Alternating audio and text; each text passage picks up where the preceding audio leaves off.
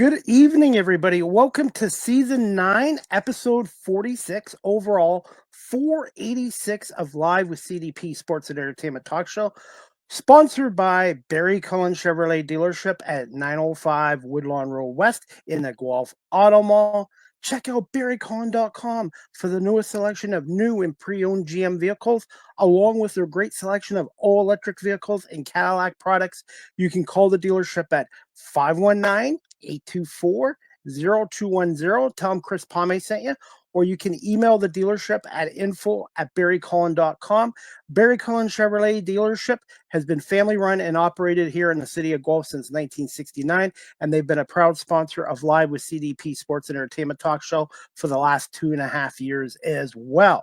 Live with CDP Sports and Entertainment Talk Show is also brought to you by Wellington Brewery at 950 Woodlawn Road West here in Guelph, Ontario. Check out their website, wellingtonbrewery.ca. Try a Wellion, and please remember to drink responsibly. And Wellington Brewery is also in 2025 celebrating their 40th anniversary as Canada's oldest local craft brewery. So again, check out the great folks at Wellington Brewery at 950 Woodlawn Road here in Guelph, Ontario. Again, they are the proud beer sponsor of Live with CDP Sports and Entertainment Talk Show. I hope everyone's doing well on this cold, snowy night here in Southern Ontario on Tuesday, January 28th, 2025. Hard to believe January is flying by, and I'm excited to have my guest on tonight. This is her first ever appearance on our show, and I met her at a Toronto Argonauts game this past season at BMO Field doing some media work, and her name is Marissa Turton. She is the coordinator of player and game statistics for the Canadian Football League, and we're going to bring Melissa on right now and talk a little bit about herself and how she got involved with the Canadian Football League. Good evening, Marissa. How are you doing? I'm doing well, thanks. How are you? I am doing well on this snowy Tuesday night, and we've had more snow here in Ontario than we did all last year. I only shoveled twice last year. This year I shoveled about 7 times. I guess I brought the snow over with me from Winnipeg. I was gonna say, do you ever get homesick for Winnipeg? Well, I just got here in October and I visited back home in December for the holidays. So um, I haven't had too much time away from home yet. Now is a little bit of a longer stretch. I'm not sure the next time I'll be home. So uh, we'll see how this next few months go. But it's different here. Winnipeg was my home my whole entire life. So yeah, part of me misses it, but it's a nice change. How much of an adjustment was it? And Winnipeg's what, a half a million? Winnipeg's what, about the same size as Hamilton, like a half a million, and you're going to a city where there's what, 7 million people or close to it. Yeah, I'd say that has been the biggest culture shock is just the amount of people and everything's bigger and um, I use the GO train to get to downtown Toronto and Smart. yeah, I don't anticipate driving downtown anytime soon. I'll avoid it as much as I can. I take the GO train. It's a great option, and it was a little bit tricky to figure out how to use it, but I think I'm figuring it out slowly, slowly but surely. I just live in Guelph, which is about an hour from Toronto. So what I do is drive from Guelph to Burlington, which is a suburb of Toronto, and take the GO train in from Burlington to Exhibition Place, and BMO Field's right there. And it's just less stress, cheaper on gas, cheaper on the wear and tear on the car, and then you don't have to pay 30, 40, $50 for parking. Exactly. Yeah, it's nice. I really like having the option. I like to go train because when I'm doing media work, I always run into Argo fans or CFL fans, and then they want to talk to me as well. And also, too, if you're not talking to anyone on the go train, there's always something going on in one of those trains. Yeah, I've actually seen a couple of players and coaches. Saw Ryan Dinwiddie when I was waiting for the GO train once, and then I saw David Ungerer, David Ungerer the third, receiver for the Toronto Argonauts, and ended up taking the train home with him and his family, and they were really nice. I would say a lot of the Argos take them, and also I'm gonna say this too, but from what I've seen, because I have a season ticket to the Argos besides doing media work, I would say a large majority of the Argo fans that come to BMO Field are not even from Toronto; they're from the suburbs, from Mississauga, Oakville, Guelph, Kitchener, Waterloo.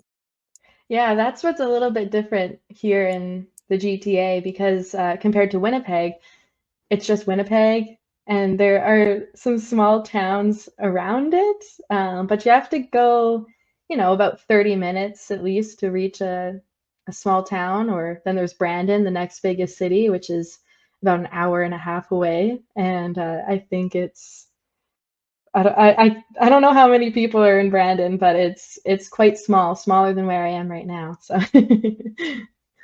I've actually done more traveling to the States than I have my own country.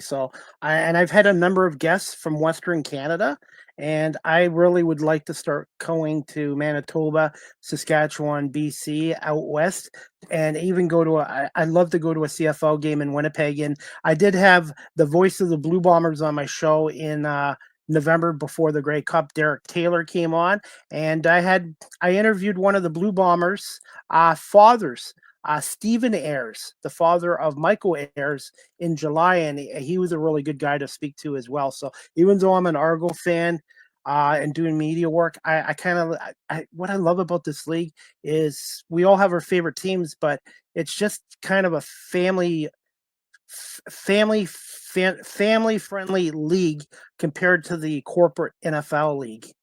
100%. I love the NFL as well. I love Yes, football. I don't really pick one over the other. I just I love them sit both. back and enjoy the extra long football season because if you only like one or the other, then you have a Yeah. little bit of a shorter season. Well, see, I tell my American friends, I said, okay, Super Bowl's over February 9th, but I said within 2.5 months, the CFL training camp start on May. And I said, and that's one thing I wanted to talk to you about this whole perception. I grew up in the 70s, loving the CFL and the NFL. I don't know why a lot of the new generation it has to be NFL or nothing. It's like you can like both leagues. They're both great, and there's things about the CFL I like better than the NFL.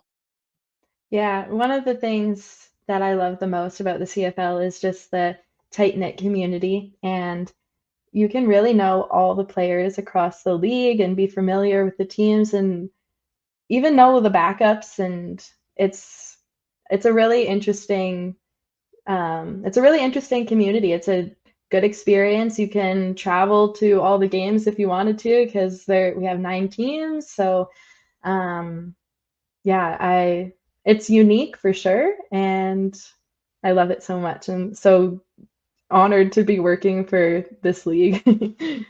And not going to school for broadcasting and media.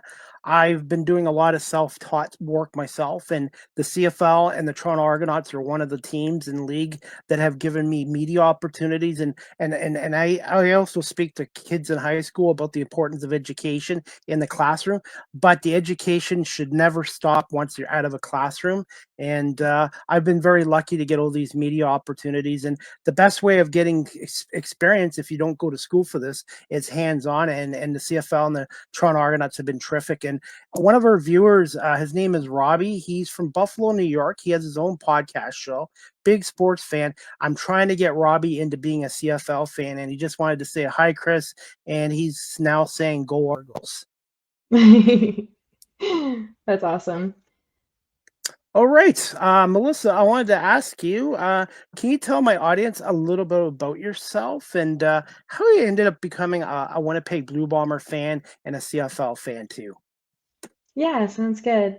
So, where to start? I guess I could start with how I got into the CFL. I was about 7 years old when I got into the CFL, and my parents would go to games and I would watch at home, and I just loved the atmosphere on TV.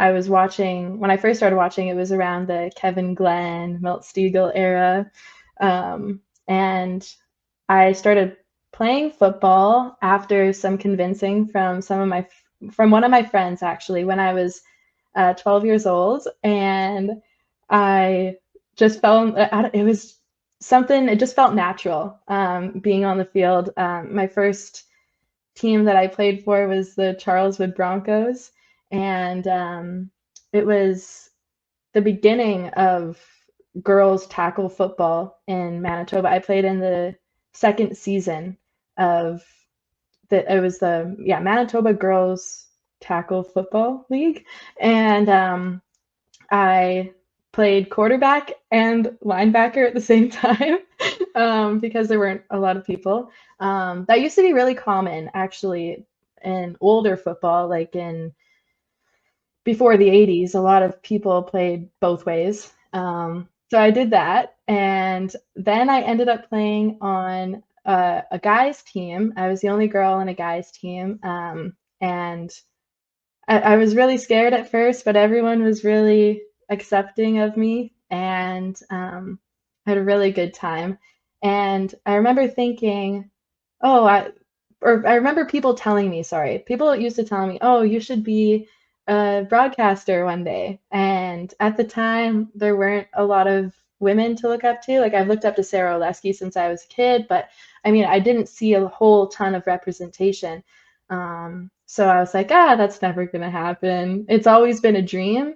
But I remember being like 12, 13, 14, just thinking that it was only going to be a dream. And I was deciding when I went to school, I was actually going in between maybe going to school to be a teacher or going to school for broadcasting.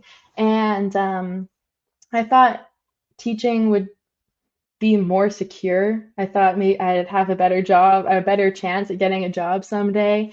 And then after a few people told me, like when I was weighing out my options about teaching or broadcasting, I had some people say, "Oh, don't go to broadcasting. You're not going to go anywhere." And for some reason, I just felt like proving them wrong, and I ended up going to school for broadcasting. I went to Herzing College in Winnipeg. I did um, broadcast and media communications there, and it was a year-long program, and about 3 months of that was an internship, and I'm so glad that I did it.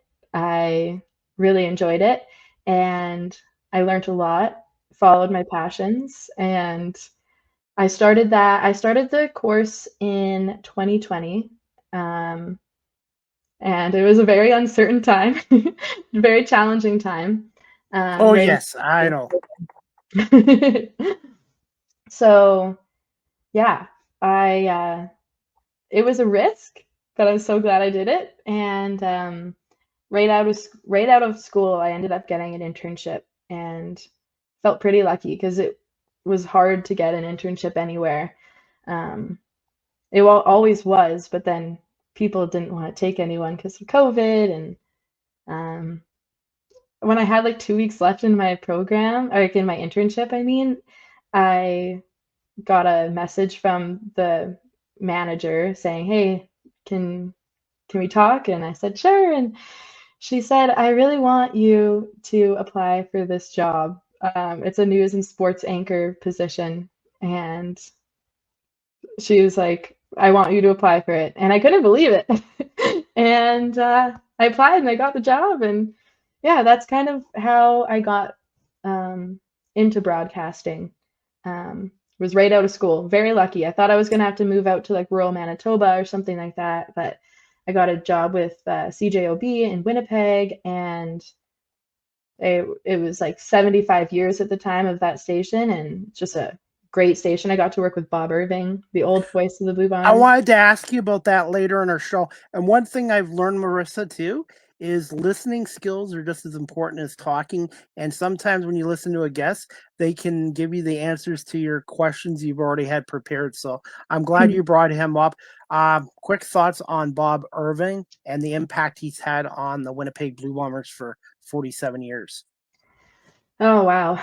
Um, well, just speaking for myself, he has he really took the time to show me, like, he was busy, and he would take the time to show me how things work and give me advice when I needed it. And it was an honor to be able to work with him. He something about his voice, I recognize it right away. And Distinct voice. yeah, he passed the baton on to Derek Taylor, who was also an amazing mentor for me. Awesome. Yeah, so I can't say enough good about Bob. If I ever have a question, I can just call or text him, and he'll do his best to help me. And yeah, good guy. And with him, I got my first taste of listening to Bob. I grew up in the 70s and 80s here in the Toronto area, but the Canadian Football League back in the 80s had their own network called the Canadian Football Network, and it was the game of the week, and Bob Irving would do it. And I used to hear his voice on the broadcasts, and it's like, wow, this guy is really smooth and good, and you can tell how passionate he is for the Blue Bombers, but also the Canadian Football League as well. Totally. Yeah. I know what you're talking about. I might be young, but I would listen. So there used to be ESPN Classic. It's no longer around anymore. I loved that station, or that channel, sorry, on the TV. And sometimes it would be an old Bob Irving game, and I just Yes, knew right away that it was him.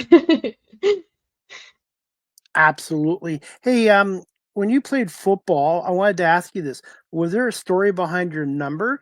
And do you find more women are playing tackle football? And do you find there's more women coming into the world of sports now, since I have you on here tonight? Yeah. So my number was 19. That's my lucky number. Same here, 19 for Steve Eiserman.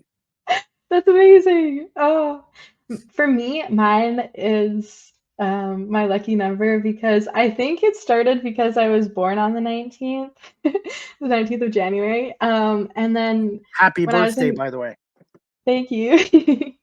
um, when I was in grade six, I was like my favorite grade for some reason. Grade six was amazing. And my homeroom number was 19. And then like my locker number had 19 in it. And I was like, I don't know, I just love the number 19. That was my first number. And then when I played football, I didn't always get the first pick on the numbers because I was like newer to the team than some people. And so I would go with like variations of 19. I think one year I was like 29 or something like that because I couldn't get 19. But yeah. And I sorry, was you have something else too. I can't. No, when you played football, do you find there's more women playing tackle football now? And thoughts on the current status of women in sports? I think it's come a long ways from when I grew up in the 70s and the 80s, where there was rarely any females on, and now it's seems like they're getting more opportunities. Yeah, I've seen um, the beginning of it, and I think there's still some like room for improvement and everything like that. But when I first started playing girls football, it was only in the second year, like I said, and there were only a few teams, but I know the league is growing, and that it's great to see, and the teams are getting bigger, and it's becoming more of um, like true football with like 12 players or um, 13 players, depending on the league. Um, and yeah, Do you see one day maybe a women's football league like the WBA, what is it, the Women's National Basketball League, the WNBA, or now the latest hockey league that's out there too, the Women's Hockey League? I think yeah, that's the called what, women's the hockey WPH. league. Is it the Women's Professional Hockey League, the Yeah, WPHL? the PWHL. I actually went to my Okay. first game this past weekend, and it How was was that great. experience? It was great. It was awesome. It was loud, louder than a Leafs game. It was in Scotiabank Arena. Wow. Yeah, Wow. so they do the Battle on Bay Street um, or this is just the second year in a row that they've done it. It's the second year of the league. So um, it was really cool to be in there, and it was 19,102 fans. Like it was packed in there. That's Um, amazing. yeah, it was awesome. I had a really good time, and one of my friends, Daniela, does the play-by-play for them for Is the Super her Bowl. is her last name Ponticelli? Yeah. She's been on my show twice when she was out in Oh, cool. Saskatchewan. Yes, and she's friends with Adam Goss, the PA announcer for the Argonauts, and he's been on my show Nice. 3 times. Actually, I was here for a day in August and just to watch a game at BMO Field. It was my first ever game at BMO Field. Only game that I've been able to watch as a fan there because I usually work the games. But um, it was the walk-off Rouge game between the Argos and the Riders. It was my first Rouge, like first walk-off Rouge that I've ever And I was seen. there as a fan too. I was there as a fan, and nobody I knew, and my friend David, who's a season ticket holder, he knew. But a lot of the fans were like, overtime, and then they were like, why is Adam Goss saying Argos win? I'm like, because it was a rouge. A lot of the Yeah. fans in I think what section is that 115 didn't know the rule. I can't remember what section I was. I think I was in 113. I don't know, but we were probably pretty close. That's funny. Yeah, nobody knew what was going on, and I had to explain it. And, I mean, the Argos ended up winning, so people were happy, but people were also confused. Yeah. Daniela is actually a Saskatchewan fan too. Yes. So it was fun being with her watching the game. And her and Adam actually hosted me that night because I stayed in for the night, and yeah, it was awesome. That is awesome. And I got another viewer, Fair the Conspiracy. My son is January 19th, and 19's a great number. He also wants to wish you a happy belated birthday. Thank you. And he's got a couple more comments. Hey, Jack Cassar, number 45 on the Argos. His birthday is January 19th, which I did not know. Cool. And they say most NHL players are January to March babies. Okay, I didn't know that. I'm a June 29th baby. June 29th. That's awesome. Well, you get to have a football or a CFL game usually around your birthday, so that's nice. Well, and the Argos play on my birthday this year, but they're in Ottawa, so maybe I'll have to go up to Ottawa to see the Argos play on my birthday. That'd be awesome. Yeah, I wish the CFL was going on my birthday, but um, I guess it's like the playoffs usually for the NFL during my birthday, so that's not too bad That's either. that's okay. And my team in the NFL, the Philadelphia Eagles. Here's a story, a fun fact for you. The last 4 times the Toronto Argonauts have won the Grey Cup, I think 2004, 2017, 22, and 24. The Philadelphia Eagles have been in the Super Bowl. They either won it or lost it. So every time the Argos get to the Grey Cup means success for the Philadelphia Eagles. Wow, that's an interesting stat line. I like that. And Mike Hogan reminded me from his grandson or godson that the old four Eagles won the Grey Cup, which I forgot about, and the Eagles went to the Super Bowl that year and lost to New England. But it just seems like the Argos and Eagles' success go hand in hand. And Mike Hogan is a huge Philadelphia Eagles fan as well. Awesome. Well, our teams are facing off in the Super Bowl, so You're a Kansas City Chiefs fan. Okay, you since I got you on here, explain to me how you became a Kansas City Chief fan. okay, so I was raised a Dolphins fan, and I wanted to choose my own team around 2013, and I don't know what made me change it. I think I was just getting more into football, and um, I didn't really watch a ton of NFL. I really only watched the CFL. So um, I was in a Miami Dolphins household, and I was like, I want to choose my own team, just to like get into it and learn all the players and stuff like that. So I was wanting to go for an underdog team at the time, so it ended up being between the Lions and the Chiefs. And then one of my favorite players, DeAnthony Thomas, got drafted by the Chiefs from the Oregon Ducks. And yeah, I went with the Chiefs. Yeah, I would have loved to see the Lions go win a couple weeks ago. That didn't happen. That was unfortunate.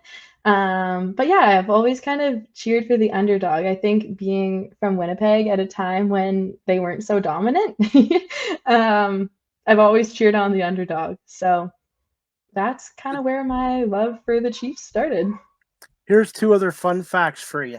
Patrick Mahomes, their quarterback, was drafted by my favorite baseball team, the Detroit Tigers, in 2014 as a pitcher.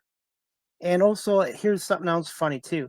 When the Chiefs started getting good, they were the heroes and everybody loved them because of the Patriots. Now that the Patriots dynasty is over, Kansas City has become the new villain, just like the Argos are in the CFL. Any team that has long-term success becomes the villain at some point. Yeah. Um, I get like when I walk around, I used to walk around with Chief stuff all the time, and I just don't anymore because people will kind of like give me that look.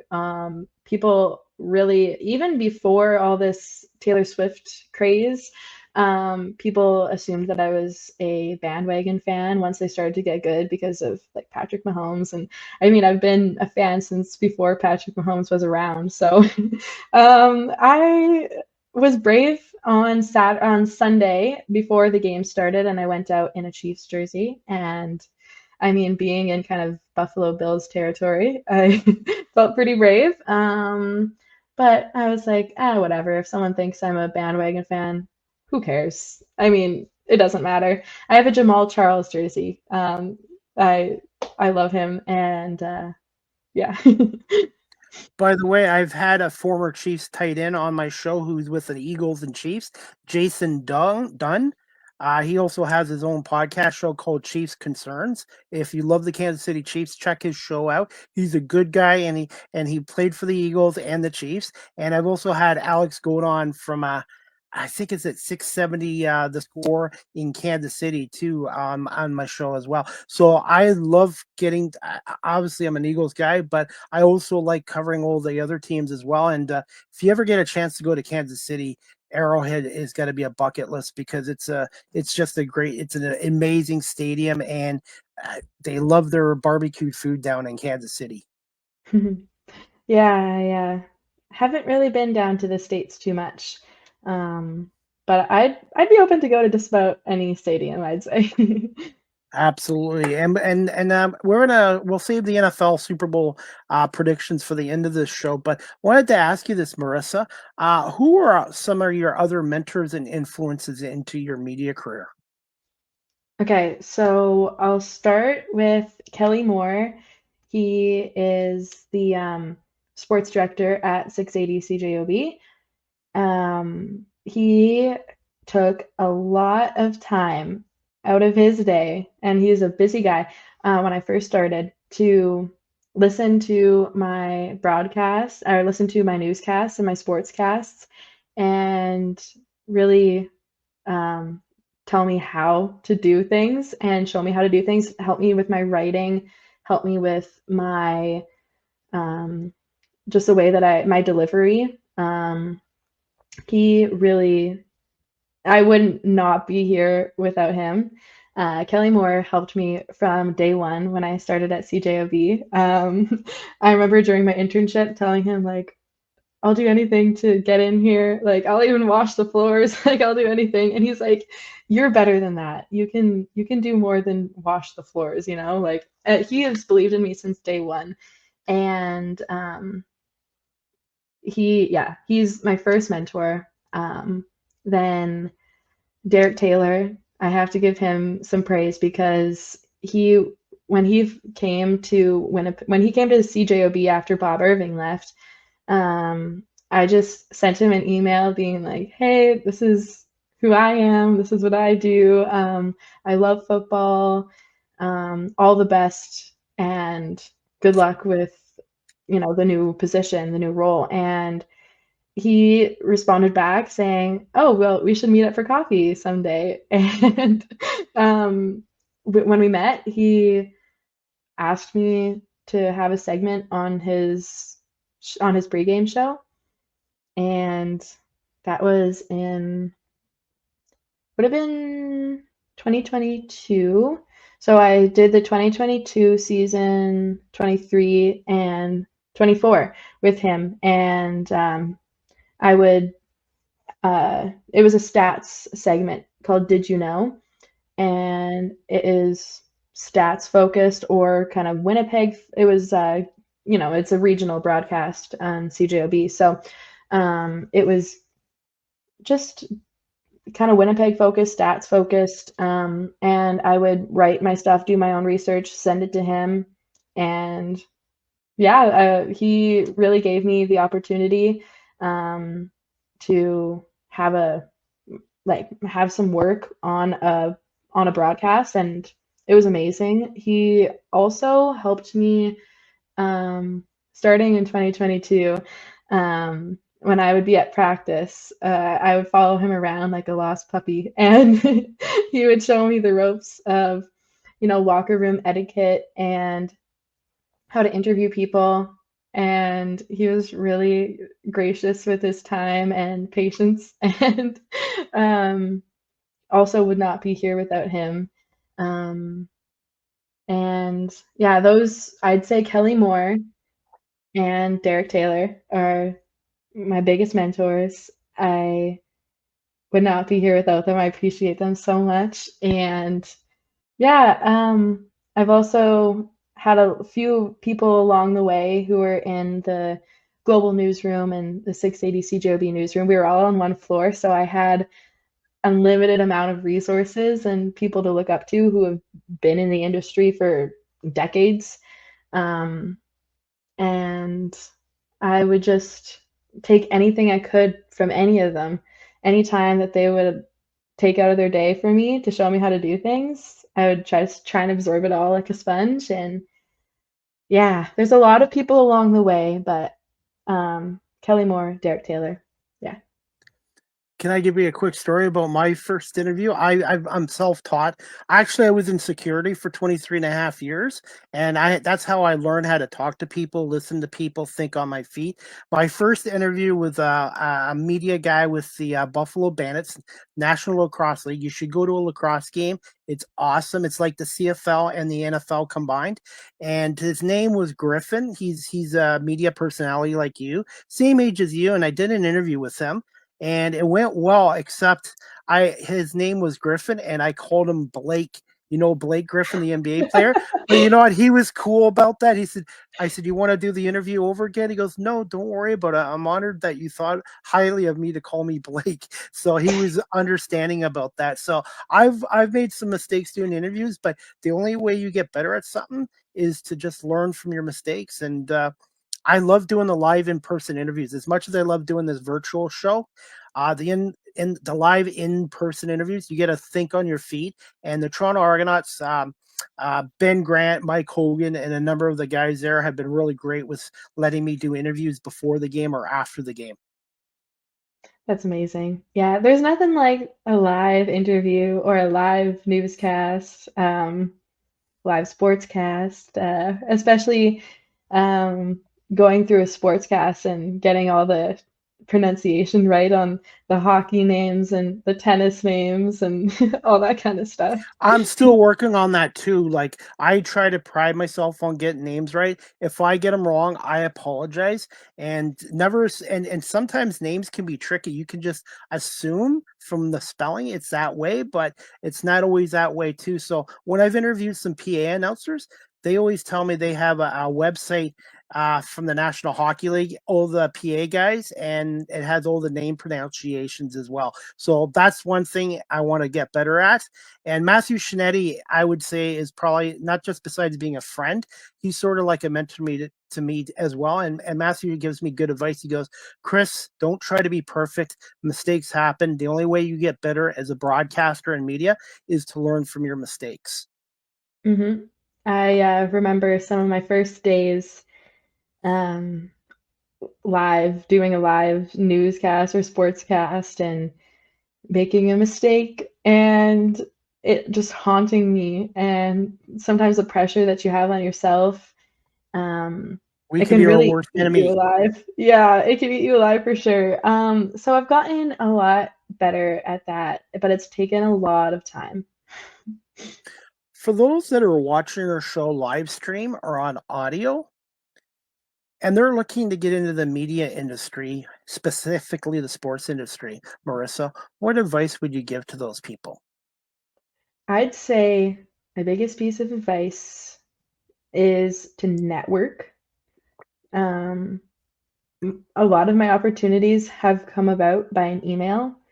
That's how I got my internship, was an email, and not just one email, not just two, but three emails, just to schedule a call with the news director in Winnipeg, Global and CJOB, to just have an opportunity to do my internship.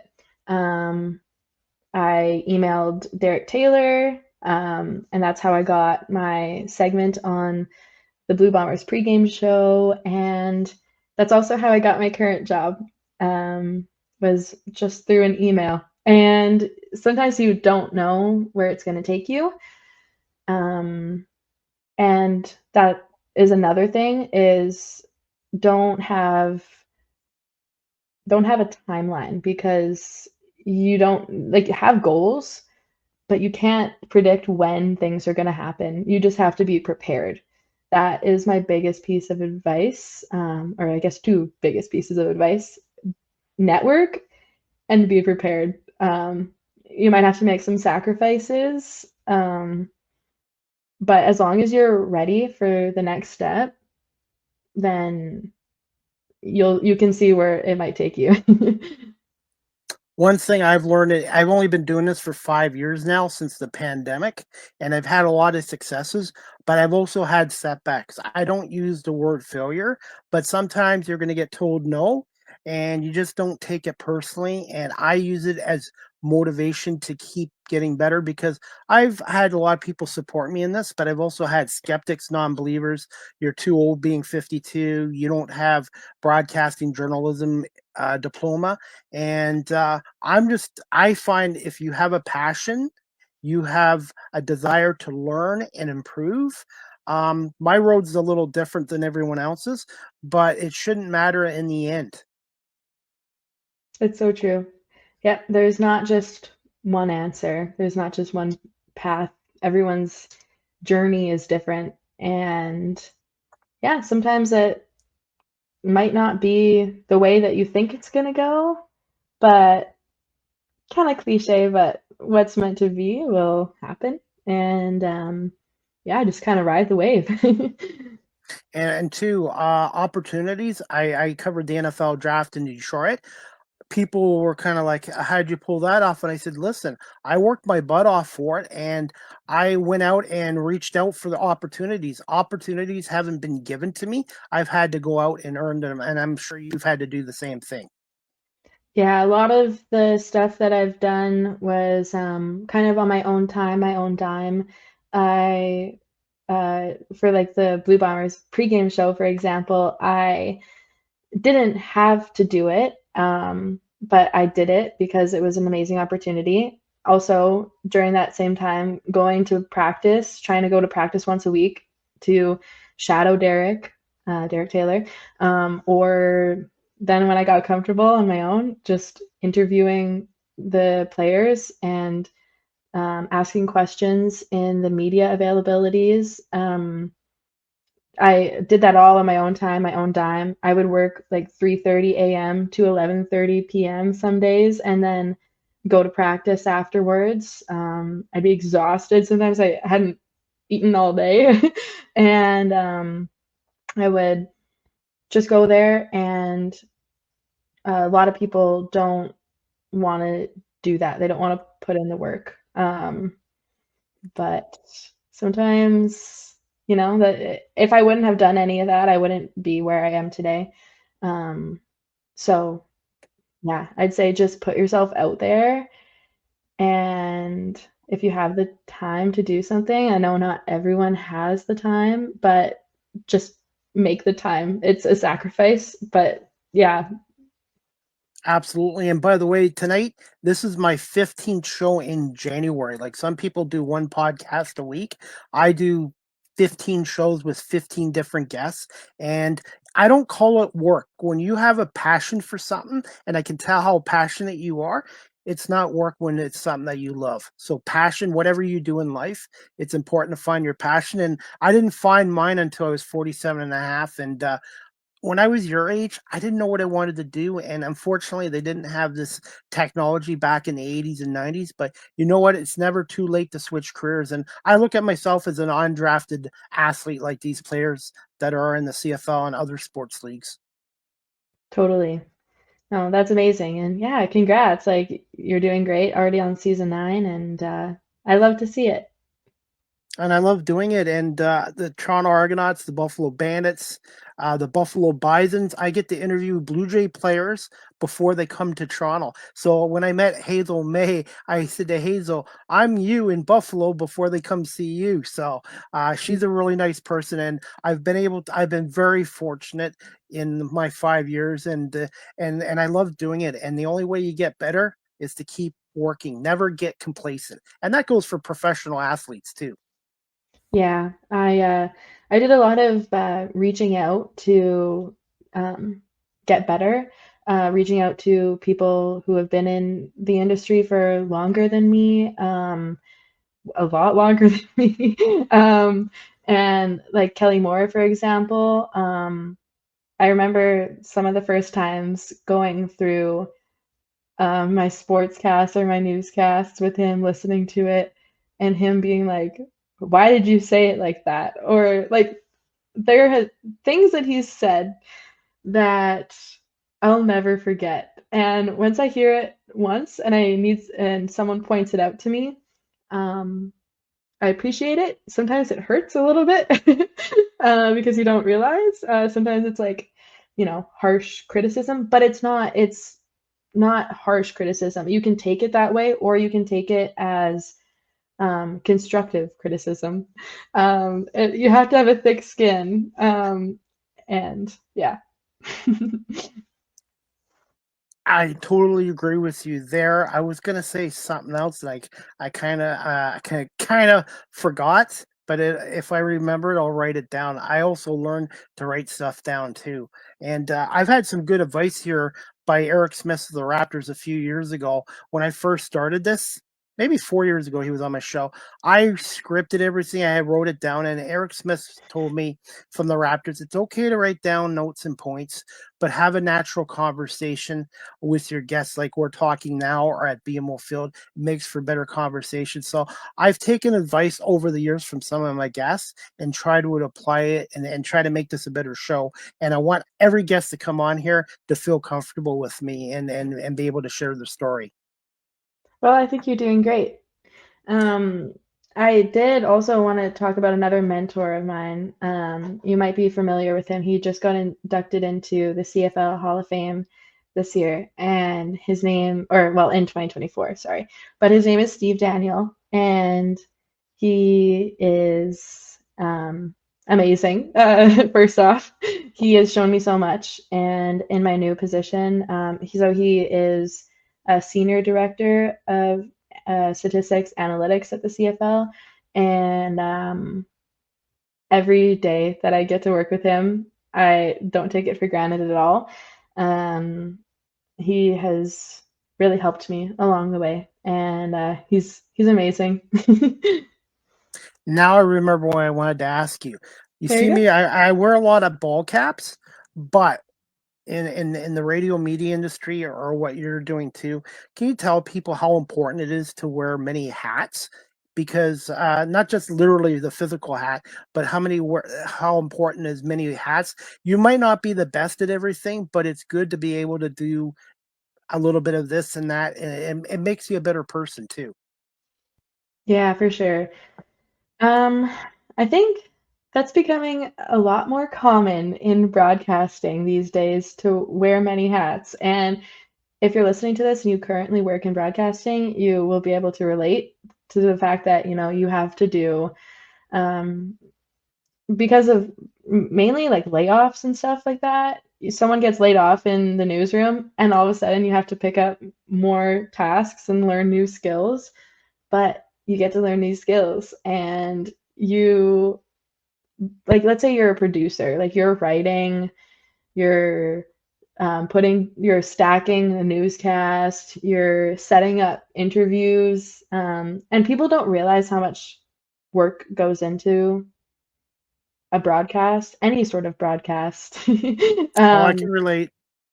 so yeah, taking advantage of, maybe feeling overworked and stuff like that. When you learn those new skills, you'll be able to put that on your resume. And I think in the industry, people realize it and people know how much work goes into something. So, yeah, instead of just sitting back and taking the easy road, sometimes you gotta put on different hats and learn skills. And it feels daunting at first, but then once you get comfortable, you're like, oh, I don't know why this ever felt so overwhelming. The word I wanted to use is step out of your comfort zone. And I also did some camera work with Rogers TV and the University of Guelph here too. And people don't realize the on-air guys get all the credit, but the camera guys, the graphic guys, the audio guys, the producers, the directors, all the behind scenes guys are just as important as the on-air guys.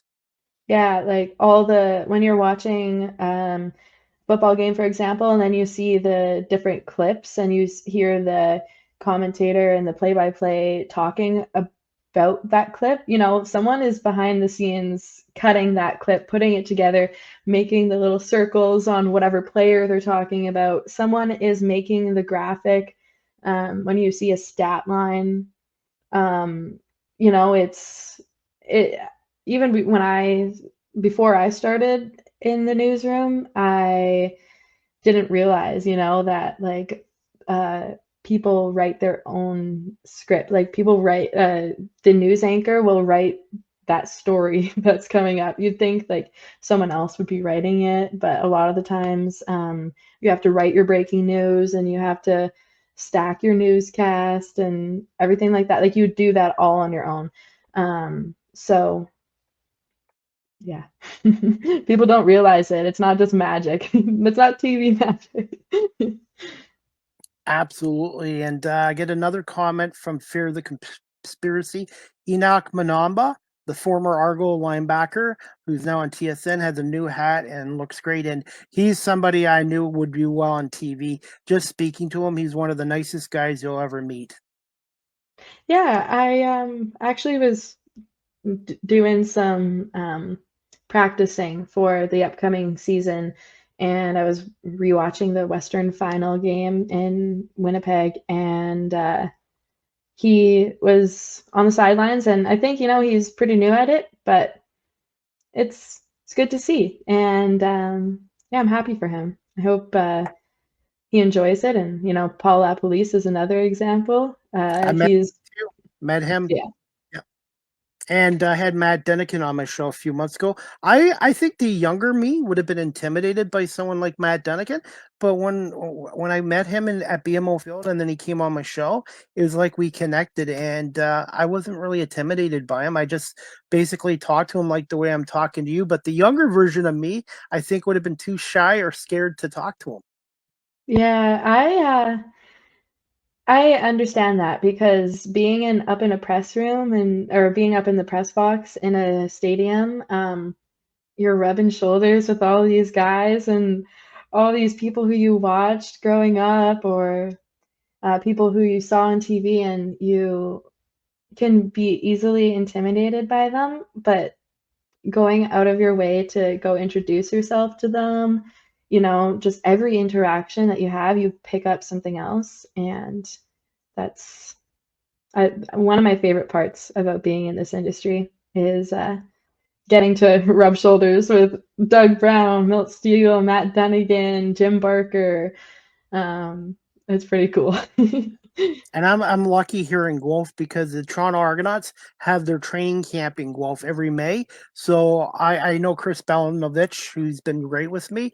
Chris, you want to come up to the university? Who do you want to talk to? And like I said, I'm getting my internship technically through the CFL and the Toronto Argonauts, and I love it. Even if it's training camp, you get to talk to these guys and you get to know them as people as well. As much as you want your team to win, with this league, you want to see all the teams do well, and you get to know these guys, and most of them are really good guys. I've been very fortunate. I've never had a bad interview. Yeah, it's pretty cool. I I've really enjoyed, being around this league for going on 4 seasons now. I can't wait for the upcoming season. I'm just learning so much and just gaining more skills and meeting people. And my love for the game grows every single day. And even though the season isn't going on right now we're in the process of writing the 2025 guidebook, and I learn something new every day, not just one thing, so many things. That's what I love about football is no matter how much you think you know, you'll learn something new every time you watch it. It's just awesome. And I'm a stats guy, and I'm also a history guy. And when I'm in Buffalo at the Bandits game, they have a gentleman named Bud Bailey. He's like a 40-year veteran of media in Buffalo. He's well known and respected. And I've hit it off with Bud. So every time I speak to him, I pick his brains for his insight, his opinions and views, and that's what I love about it. And he's a history guy too. So I'm a history and stats guy, and I think that's why we get along so well because I like the thing. I like history and the stats like you do of the game. Yeah, it's I love so much. I History is my favorite. It was always my favorite subject in school. And now, I get to do that for my job. I get to look at the history of the league and compare, current players to Former, yep. former players. And yeah, it's definitely an honor just to be a part of it. It's really cool. It's really special. Marissa, do you have time for about another 5 minutes, 7 minutes? Just a couple more questions. Yeah, I'm all Okay. Okay. How much has social media and the internet changed how the game and player stats are done? And just tell us about how much work it was creating an X count for the CFL stats.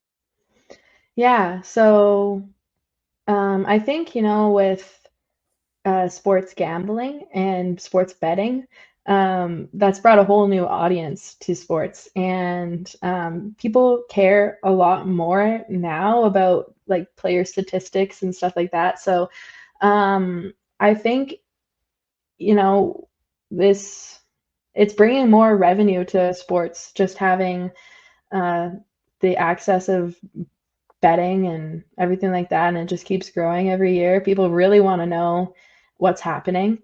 People are more familiar with the players and how they're doing, and that is when I first started with the CFL.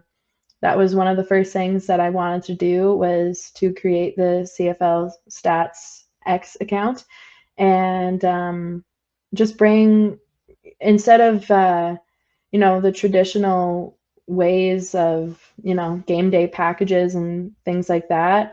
Just trying to add more for our viewers and for our players, and yeah, give people more resources to see how amazing the CFL is. And I think it's just kind of the beginning of our CFL Stats Twitter account, or X, whatever you want to call it.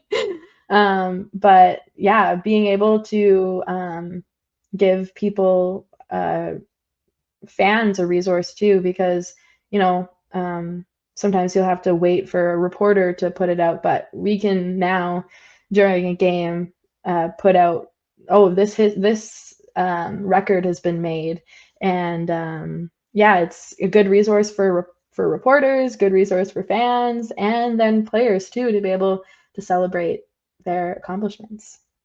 I think the CFL's come a long ways from when I grew up in the 70s and 80s too. And fantasy football has changed everything with stats as well. For those people that are watching our show, live stream or an audio, they don't know much about the CFL or have never been to a CFL game. What would you tell them why they should check it out?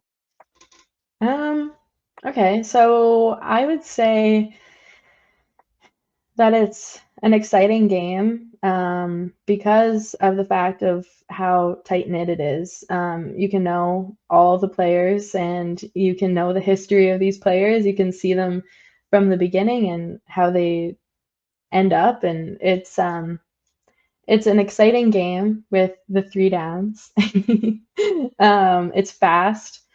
We have a longer field, wider field, and it's oh man, I feel like I'm doing not so good job of selling the league. I just It's think it's exciting. It's exciting and it's family oriented.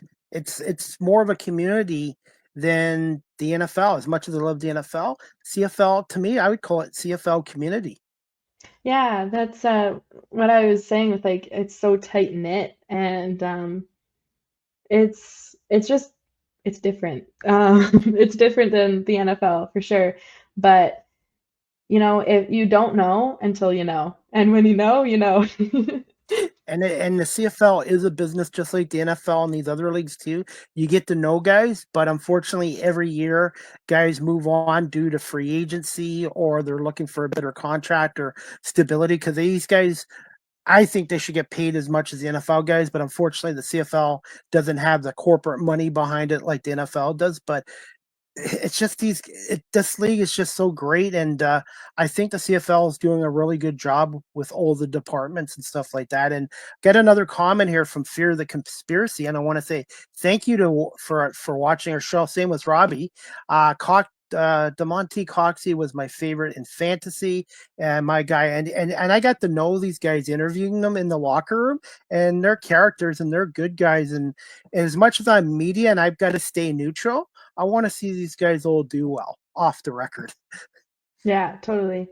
Um, and yeah, another thing about the CFL, like if I were to convince someone to watch it, is that it's fast. The games are shorter. Yep. There's more, each team has more possessions in a game. There's more points scored, longer rushes, longer passes, higher scoring, like I said. It's a great game. So many touchdowns, a lot of kicking. Kicking is so important. We have the Rouge. So if you don't know about the CFL and you want to see a fun, exciting game and learn what a Rouge is, then yeah, you should. It's amazing. What's a typical day like for you during a CFL season at a game? So at a game, I if I'm working in a stadium, I go there, a few hours early and we set up, we get all our players into the system. Because basically in every stadium, there is a stats crew. They have a computer and there's five, six people on a stats crew, and one person's watching um, the offensive players, one watching the defensive, one's watching for like jersey numbers, one's watching for yard lines, wherever like a pass was thrown, wherever they got marked down, things like that. So that's what I do on game nights is I audit what gets put into the stat system. So because it's fast paced, so the stats crews don't have a ton of time to go watch replays. It's you're doing every play as it comes. And my job as an auditor, and I do it with um, Steve Daniel, Jeff Creever, and Doug Page, the four of us, we audit every single game, every single play, to make sure the right people are getting the right stats. And so it's a lot of work. It's very fast paced, but it's really fun. And It's yeah, not your typical 8 to 4 job. no, I'll never watch football the same way anymore. And yeah, I get paid to watch every single CFL game. So it's an honor and a privilege, and I wouldn't be able to do it without my amazing team. And yeah, together we all have a lot of fun. And yeah. This year there were so many games that were won last minute, and that's true. A lot of these CFL games come down to the last second, the last play of the game, and that's what makes it so exciting. And also too, the Toronto Argonauts I think are doing a great job.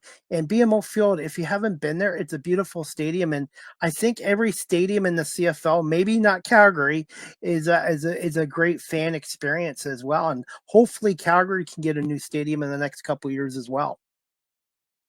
Yeah, no, you're right about the last minute games. I don't have the numbers in front of me, but there were a lot of A games lot of that were them. decided in the final 3 minutes, which if you're, not familiar with the CFL, you really just watch the NFL, that's one thing. If you want to see a game that where every second counts, that's the CFL. CFL. Absolutely. Every second counts. And before we wrap this up, I had to ask you this too. I'm not going to put you on the spot here, but I know you dealt with the Blue Bombers on their radio station. Just thoughts on the Winnipeg Blue Bombers organization and their amazing 5 straight Grey Cup appearances.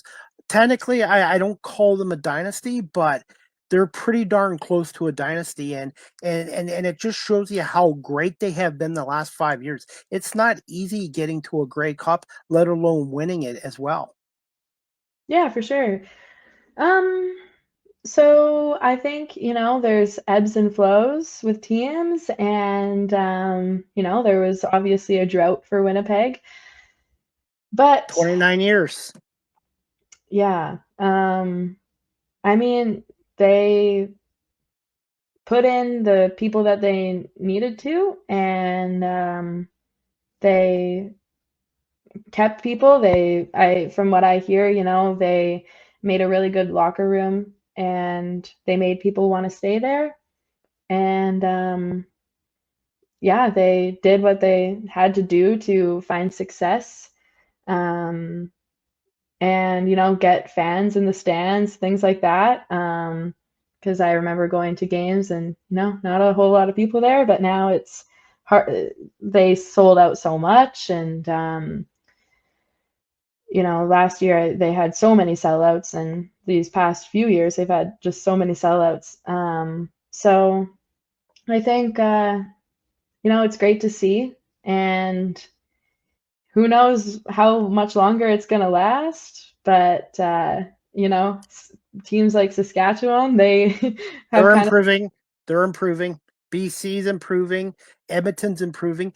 The league there's no gimme games, and I still feel Winnipeg is going to be competitive in 2025. And this year's Grey Cup is in, Winnipeg. Come on down to and I, and I'm Winnipeg. hoping I would love to be at another Grey Cup. I was at the one in Hamilton. Unfortunately, I wasn't able to go to the Vancouver one, so I really like to go to one in Winnipeg, and I hear their stadium is beautiful there. Yeah, and another thought about, the Bombers is their start to their last season. Like last year they went 6-2, I think 4-0. Or sorry, 0-4 and 2-6. Or 2-4 or something like that. They got off to a But slow start, and then they got yeah, hot. yeah, sorry about that. I messed up my order there. It's okay. But yeah, they found ways to win, um, found ways to lose, but yeah. There's a golf connection with the Bombers. Kyle Walters, Golf Griffins. Mike O'Shea, old-time Golf Griffin linebacker, former Argonaut too. And Johnny Augustine, the running back, who's a friend of mine.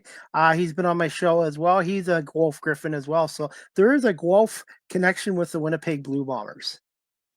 That's awesome. I can't say enough good about that organization. They, accepted me when I was just starting off, and the players, Mike O'Shea, accepted me, into the locker room, asking questions. The guys trusted me just to interview them, and really, I didn't know what I was doing at first, but they were patient with me. And um, I remember when I found out that I was leaving Winnipeg, I went and thanked Mike O'Shea, and um, yeah, he was really good. He was really good to me, and always made me feel seen when I felt a little.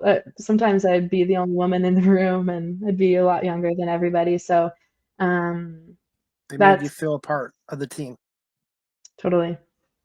Same with the Toronto Argonauts as well. And it's just been amazing. And before we wrap this up, I do this with all my guests. What are some fun facts about yourself, or one fun fact about yourself? Um, well, I'd say that, I didn't have the most like uh the easiest upbringing, but I'd say that I've got myself to where I am today, and that I've always taken the risk, and um I am not very easily scared. I am always ready to try new things, and I love football. It's like my whole personality. I love cats, and yeah, I love talking to people, meeting new people, and sharing a smile is like one of my favorite things to do. So yeah, that's a few fun facts about me. I don't know if And, I that's put, exactly what you're looking for. and I'm going to put you on the spot here. I'm not going to say the word favorite. What are some of your most memorable CFL games and Grey Cup games you've attended? Oh, okay. Um, Canadian Stadium is where I fell in love with football. I got to watch Milt Stegall there.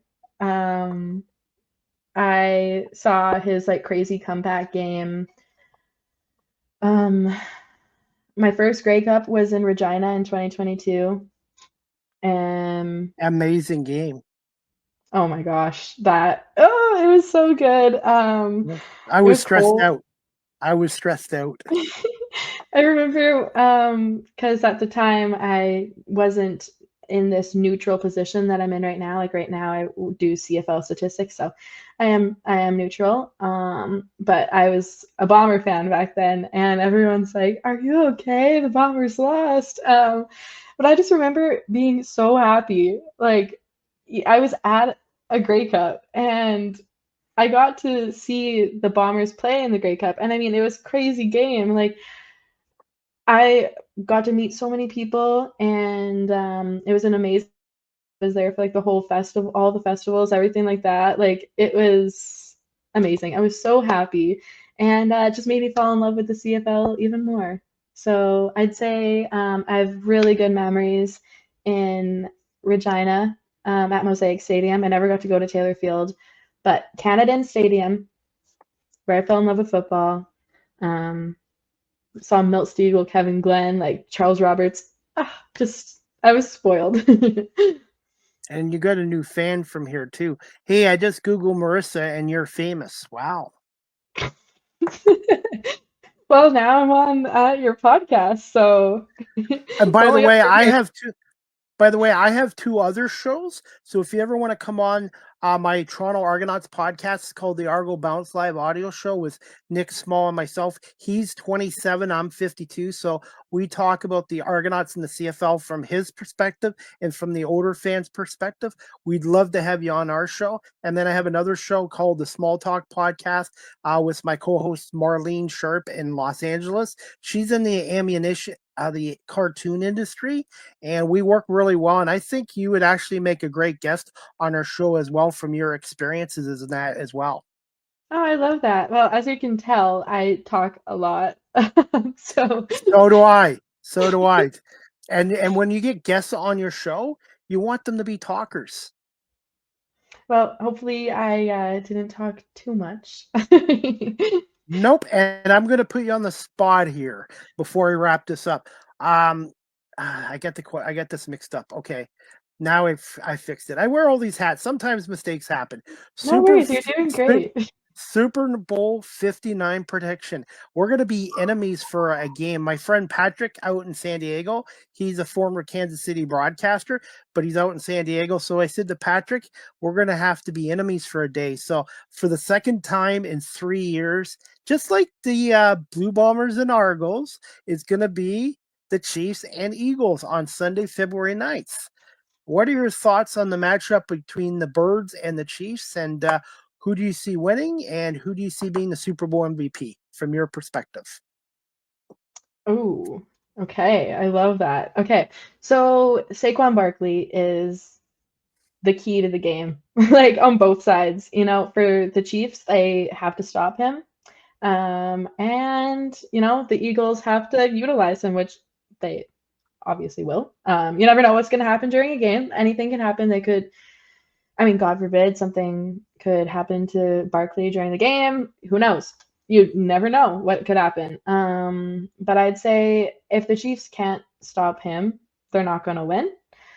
If they can stop him, They have a it's still chance. going to be a close game. Oh, Score, I score. oh, I think it's this is hard because the Eagles put up, what was it, 55 points, the final Against score? Washington, yes. Mm, 230 yards rushing, 246 yards passing. I think it's And I, gonna be, I think it's gonna be back and forth touchdowns throughout the whole game. just like Super Bowl 57.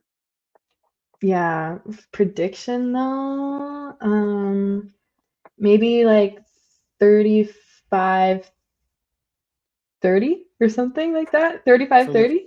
for your Chiefs. And I've got the Eagles winning 34-27. I know both teams have good defenses. Vic Fangio for the Eagles, Steve Spagnuolo for the Chiefs. But I agree with you. I think it's going to be a high scoring game like Super Bowl 57 was. Their last regular season game was in the 2023 season at Arrowhead, and the Eagles won 21-17 in that game. And it was kind of more of a defensive battle, but I really feel both these teams, it's going to be back and forth. And which team doesn't turn the ball over is going to win this game. And the Eagles are plus 21 this year, and they're 10-0 in the playoffs. So if Kansas City turns that ball over and Philly can get touchdowns, I think that's going to help the Eagles a lot. So Kansas City has to play error-free football, and same with Philadelphia because Super Bowl 57, Hurts fumbled the ball once, the Chiefs recovered it and got 7 points, and that was the difference in the game. And you're right, an X factor in this game, it could be the injuries too during the game. Yeah, you never want to see it. But wow, you put that a lot better than I did because I mean, I've thought about how the Super Bowl is going to go, but I haven't put a whole lot of thought into it. I just hope it's a good game, and I don't want to hear people complaining about the refs. That's another thing too, I think the officiating can be improved on the CFL and the NFL, but they're also human beings too. And they do make mistakes, but I just hopefully the players decide this game, and I don't listen to this other nonsense about being scripted and rigged and stuff like that. So we'll see. I really I'm looking forward to this game as well. And Marissa, I want to say thank you so much for wanting to come on my show. Give us over an hour of your time. Where can my audience follow you on social media and the CFL stats pages on social media? Yeah, so we are currently on X at CFL Stats. Um, and right now we're posting kind of like historical stuff, items that will be in the 2025 guide that we're currently working on, kind of 2024 in numbers. There's a kind of a year in review. We're doing some stuff like that. So you'll see some of that right now. And then when the season comes, yeah, kind of stay tuned because it's going to be our first full season having our CFL stats account. And then I'm on Twitter, Facebook, Instagram. My name is Marissa Turton, and one R, two S's. And yeah, that's where you can find me. I'm on LinkedIn, and I'll have to add you on thank you LinkedIn so much and for Blue having me. Sky. And Blue Yeah, Sky I'm not too. on Blue Sky. Okay. But I'll look for you on LinkedIn. Yeah, look for me on LinkedIn. I'm trying to get better at posting more. So, yeah. Thank you so much for having me. It's been really fun and great work with everything. I know you're doing this all yourself, and yeah, I just want to congratulate you. Well, thank you. And I'm hoping to be back with the Argos doing the media work this year too.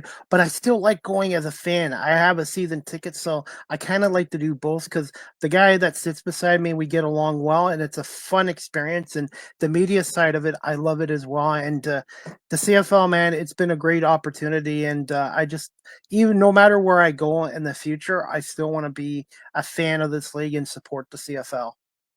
Yeah, well, don't forget about Hamilton too. It's not too, I don't know how far it is from Guelph, but the About games it's are about there. 40 minutes. Yep, 40 minutes.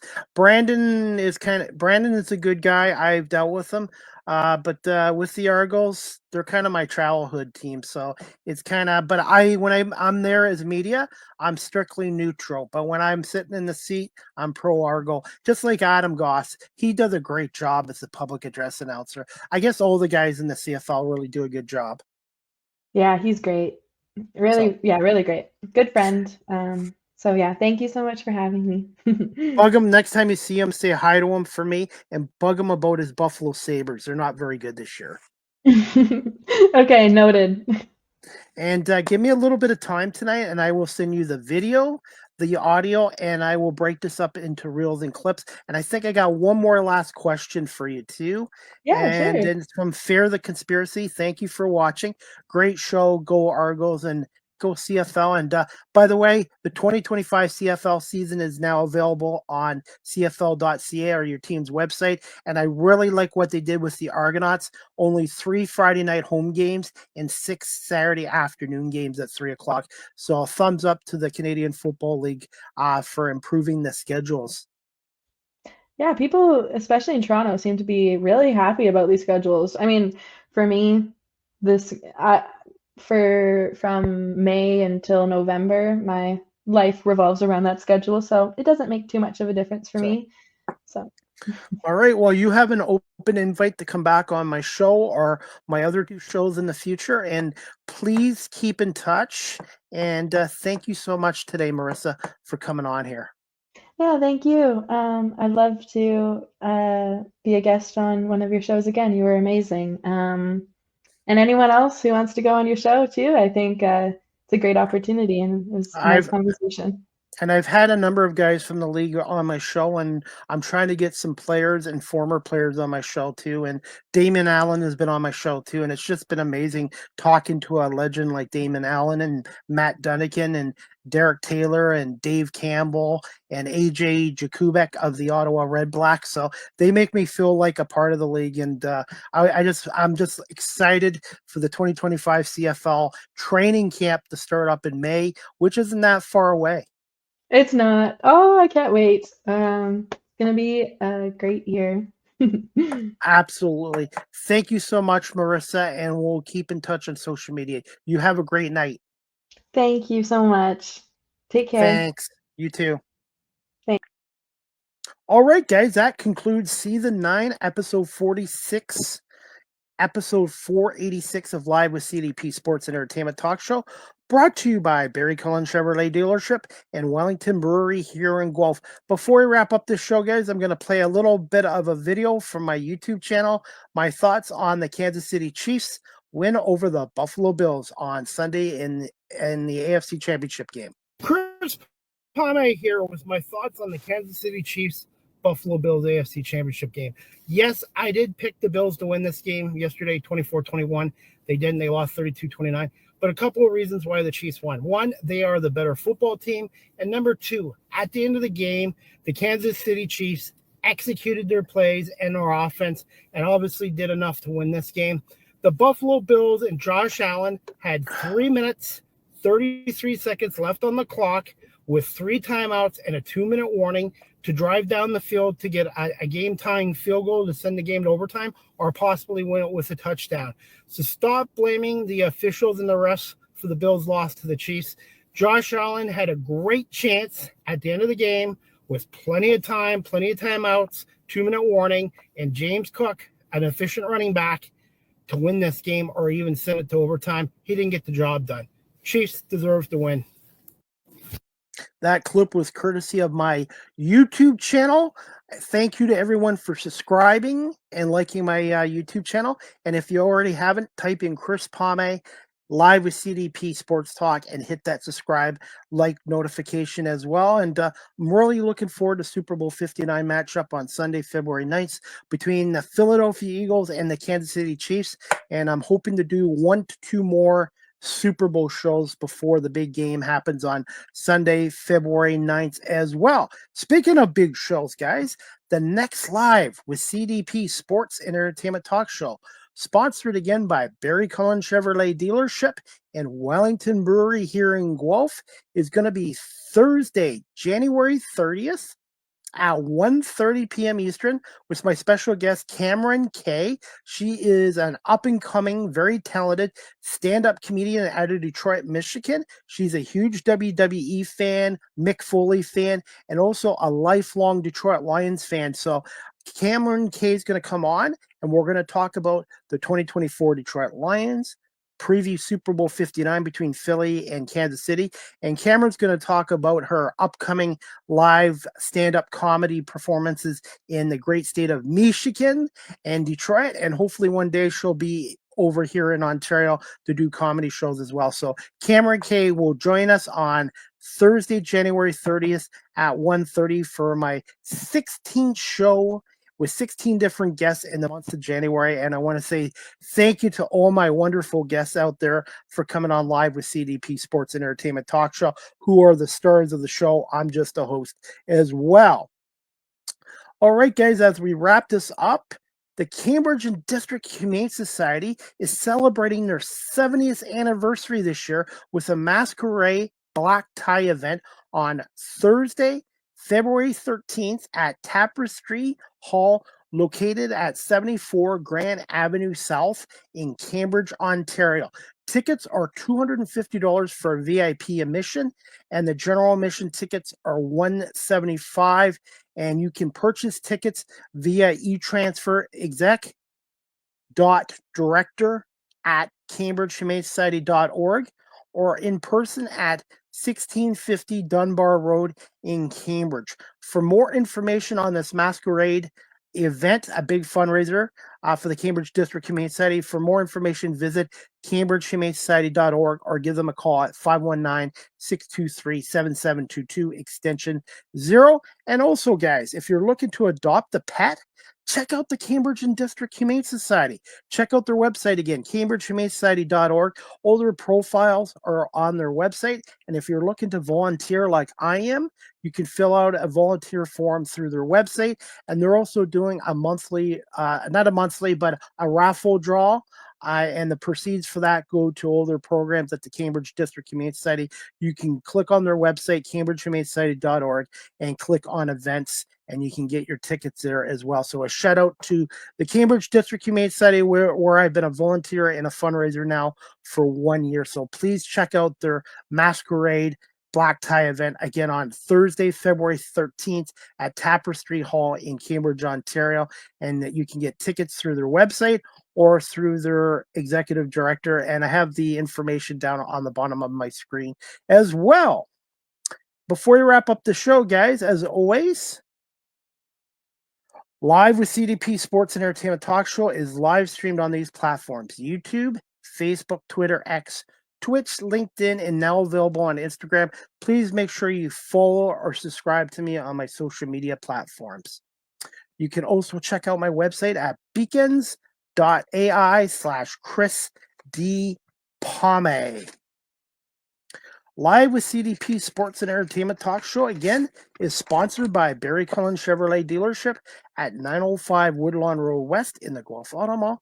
Check out barrycullen.com for the newest selection of new and pre-owned GM vehicles, along with their great selection of all-electric vehicles and Cadillac products, or call them at 519-824-0210 or email them at info@barrycullen.com. Speaking of Barry Cullen Chevrolet, check out a 2025 Equinox RS. You can lease from $252 bi-weekly. That's like $126 weekly at 6.9% financing for 60 months with a $3,300 down payment on an ultra-low kilometer lease. More details at barrycullen.com. I am a content creator, everybody, and you guys all know this. You guys can follow me on TikTok at Live with CDP, and I want to say thank you to my 2,700 followers on TikTok. So check me out on TikTok. StreamYard is the official live stream provider of Live with CDP Sports and Entertainment Talk Show. If you're into webinars or podcasting, check out StreamYard.com. I've been with StreamYard for live streaming this show for over 4 years now. Great product. Check them out, StreamYard.com. Live with CDP Sports and Entertainment Talk Show, the audio versions on these platforms: iHeartRadio, Amazon Music, Spotify for podcasters, Apple Podcasts, Breaker, Pocket Cast, Spotify, Castbox, LinkedIn, Pandora, Tuned In, YouTube Music, and Good Pods. And make sure you follow and subscribe. Finally, you guys can email Live with CDP Sports and Entertainment Talk Show at cpomay19@gmail.com. I'm also on PayPal if you'd like to support my radio and media work, cpomay19@gmail.com. And also, I am on Cameo. If you'd like a personalized video message from yours truly, CDP, click on cameo.com and type in Chris Pomay and book your Cameo today as well. And again, I'm going to wrap up the show, but I want to say thank you so much to everyone watching this live stream and on my audio platforms. And thank you so much again to my guest, Marissa Turton, for coming on. I hope I got her last name right. She is a coordinator of CFL player and game stats for the Canadian Football League. And I want to say thank you so much to Marissa for coming on. And I'm looking forward to my next show on Thursday, 1:30 with Cameron Kay. We're going to talk Detroit Lions, Super Bowl, and some of her upcoming live stand-up comedian performances as well, and maybe a little more about Mick Foley. She's friends with Mick Foley, and she's going to be doing a show, I think, with him coming up soon in Michigan as well. That's about it. I hope everybody has a great evening. And I've survived 2 shows today with 2 wonderful guests, Marissa Tigney and Marissa Turton. And I want to say thank you to everyone for watching this live streamed and on my audio platforms, and sponsored by Wellington Brewery, celebrating their 40th year here in Guelph. Check out their website, wellingtonbrewery.ca. Try a Wellion, and please remember to drink responsibly. And also, thank you to Barry Cullen Chevrolet Dealership, the longtime dealership of Chris Pomay, for sponsoring this show as well. I hope everybody has a great night, and we'll see you back here Thursday at 1:30 with Cameron Kay, talking Lions, comedy, and Super Bowl.